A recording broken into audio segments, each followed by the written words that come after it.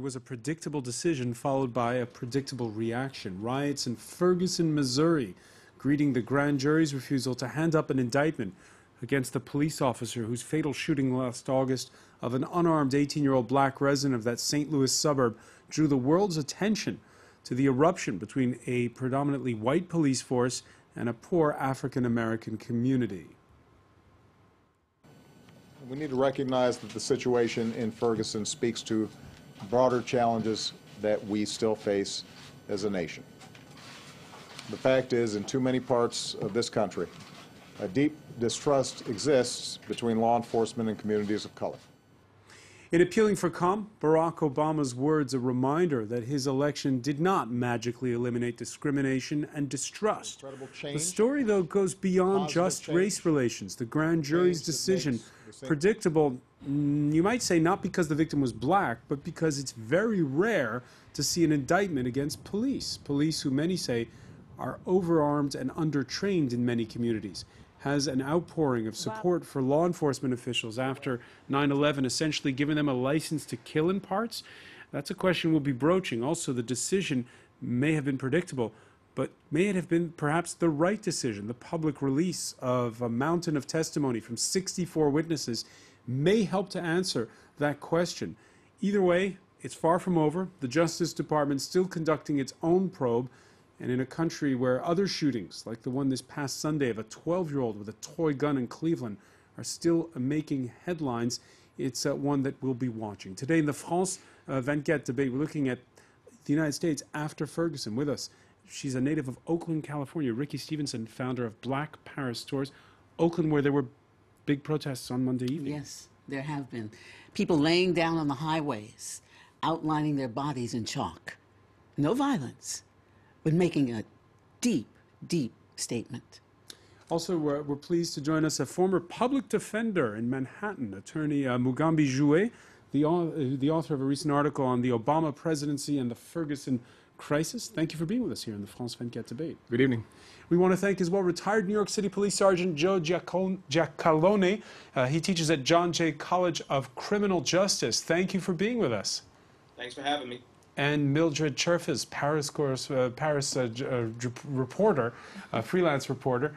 Thank you for being with us here in the France 24 debate. The France 24 debate, where you can join the conversation on Facebook and Twitter, our hashtag F24debate.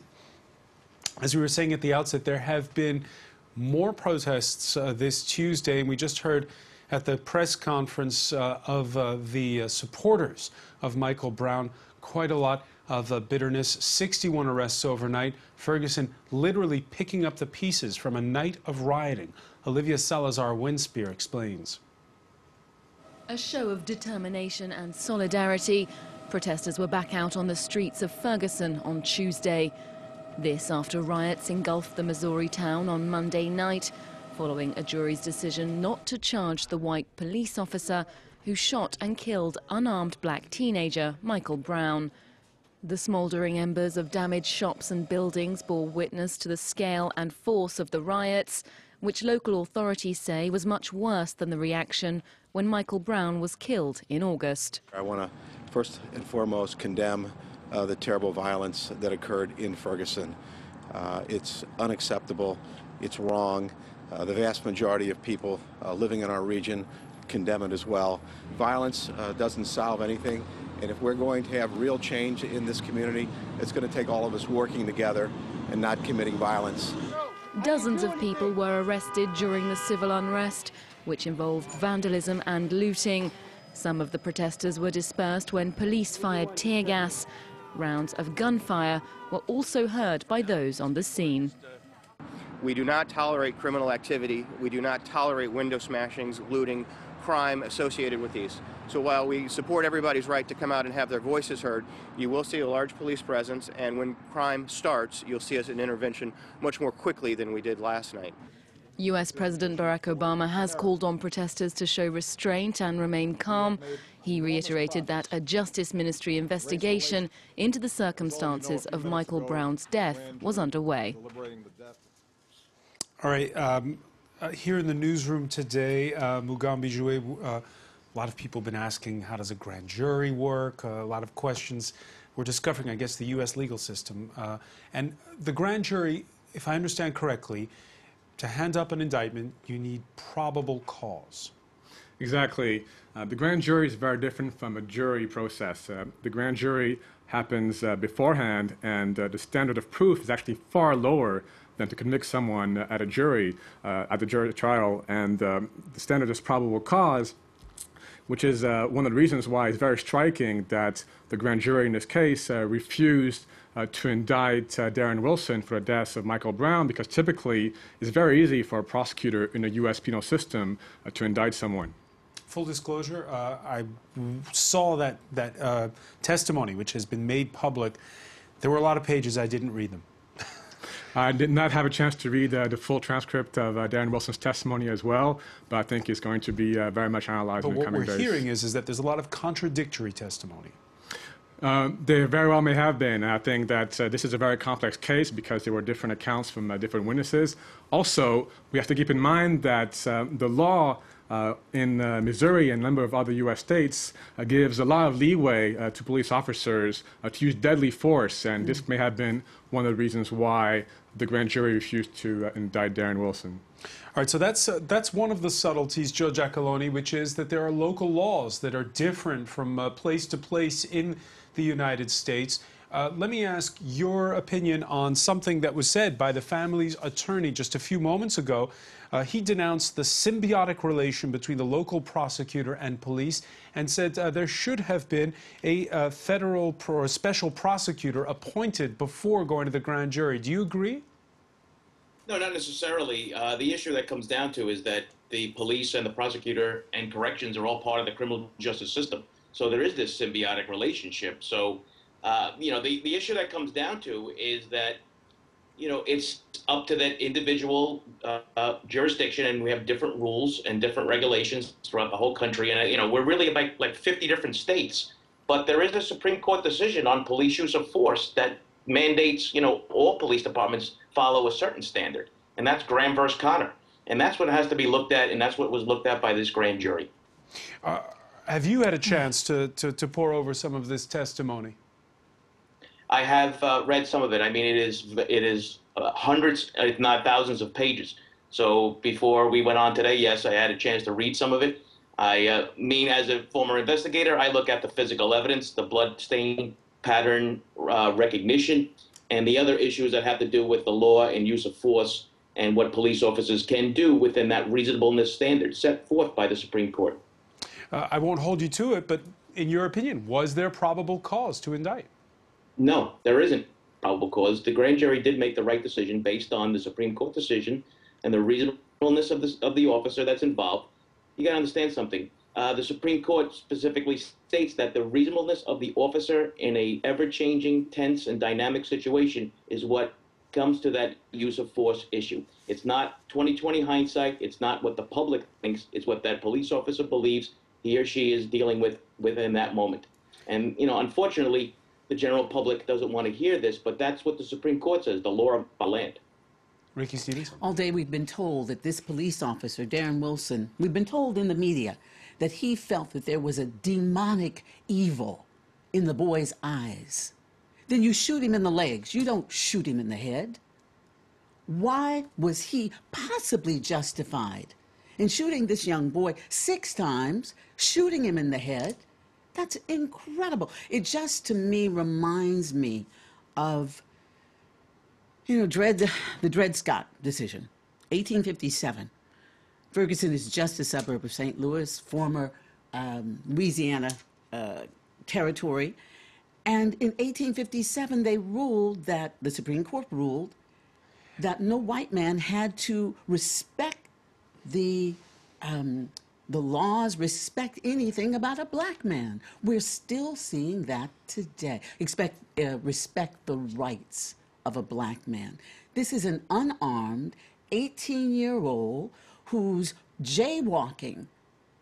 Should he be killed for jaywalking? There was a physical altercation, though. Yes. Should he be killed for that? Couldn't they have gone to court? Couldn't he have served some time if, in fact, he had done something to the police officer?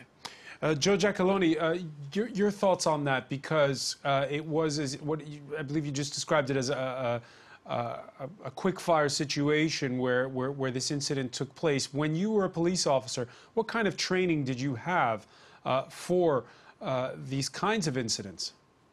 Well, I can tell you from experience, I was actually involved in a police-involved shooting also while on duty. But I can tell you something, no training, no preparation can ever prepare an individual who is a citizen, because that's where police officers come from. We think police officers come from this special place. You know, they're not military soldiers where they're used to being shot at. They're used to do, these things happen, and, nothing can prepare you for that. And I just want to address one thing about, we don't train police officers to shoot people in the legs or the trigger finger, shoot guns out of their hands and all these other things. Too many other things could go wrong with that. The issue that comes down to police officers are trained to shoot center mass to stop the individual. And if you start to look at and start poring over the physical evidence in this case, there is a struggle inside the police car. There is blood-stained pattern recognition that Michael Brown makes a U-turn, basically going right back towards the police car after he had already been shot. So if you look at that and the reasonableness of what the Supreme Court says, that a police officer can use lethal force, and Missouri law says the same thing, if he or she feels as if their life or somebody else's life is threatened, or what they call great bodily harm in the Missouri law, somebody reasonable would be able to estimate that Michael Brown circling back around towards him wished to do Officer Wilson harm. He was 18 feet away from him? When on he his way turned back towards him. Right, that's what happened. That's according to the He could have shot him in the legs. And this objective reasonableness that you speak about, it's not, I mean, it can be subjective as well. I mean, panic is a subjective feeling. I can be scared about something that somebody else is not scared about. And we also talked about all the contradiction in the testimony. It's not clear what exactly happened and what was happening in the car. Even though we have Darren Wilson's testimony, we don't have Michael Brown. All right, Joe Giacalone, I'll put the question differently to you. Did the police officer panic? Well, I don't know if he panicked per se, but I could definitely tell you he had a fear for his safety, and that's why this tragic event even unfolded this way. There's always, from a reaction, there's always an action, and that's probably what the grand jury focused on in this situation. Mugambi Jouet? Well, of course, there is a presumption of innocence, and it applies to Darren Wilson as it would to any other defendant, and that's a fundamental human right. That being said, we have to keep in mind that in the U.S. penal system, it's typically extremely easy for a prosecutor to indict someone. There's even an expression used by American lawyers that a prosecutor could manage to indict a ham sandwich.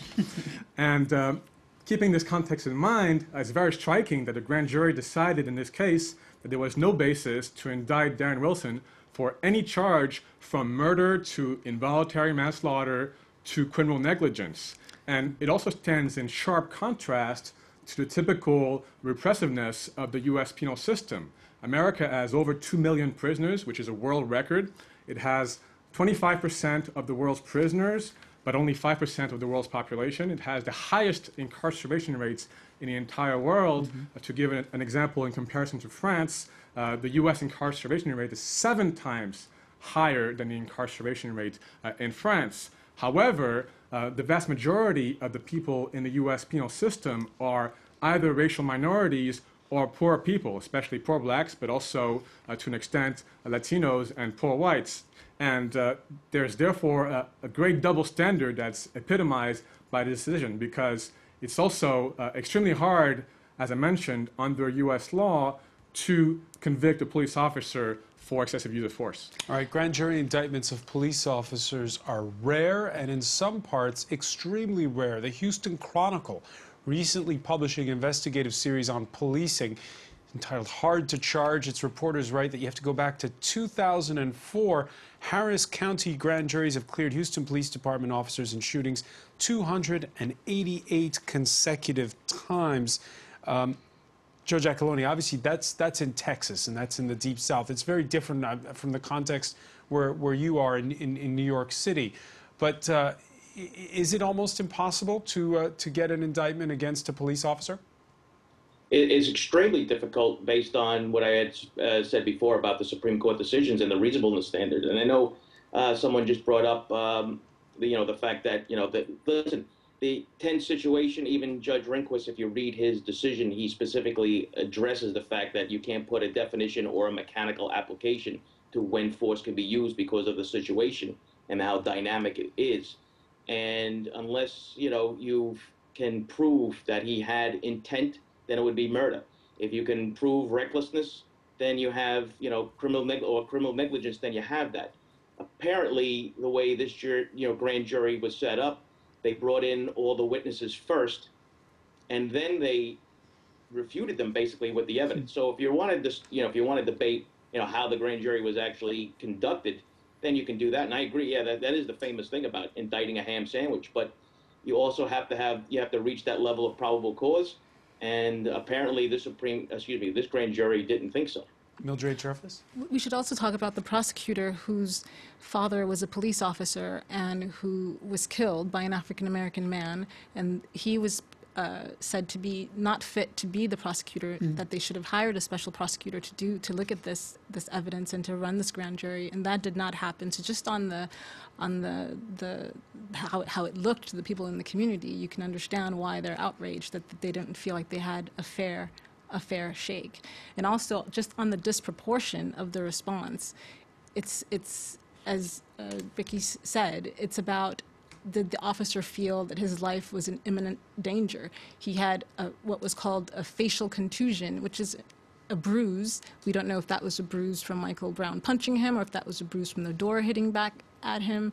And so is that a disproportionate response to shoot to kill in that situation? And the answer is no. And we see over and over again that this happens in America, and people aren't outraged enough that it's happening. And I think this is what you're seeing now. This is why people are rioting in Ferguson, because it's just one too many times. And what I think is significant is that we're talking about the rioting in Ferguson, but there are people of all colors who are marching, protesting, demonstrating. New York, Seattle, Chicago, Oakland, all across the country. This is not just, it is majorly a black and white issue because so many young black men are killed by police and the police are exonerated.